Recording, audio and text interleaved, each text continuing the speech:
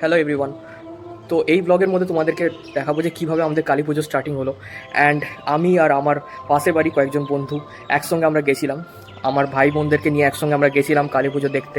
এখানে একটা সাকা বলে ক্লাব আছে দুর্গাপুরের, one of the best club pandal করে। অ্যান্ড কালী পুজোতে অনেক ফেমাস প্যান্ডেল করে তারা, খুবই ভালো পুজো হয় সেখানে। এক একটা ফাংশন দারুণ ছিল। তো আমরা ফাংশন দেখতে গেছিলাম অ্যান্ড আমরা লাকিলি টিকিট পেয়ে গেছিলাম সেই ফাংশনের।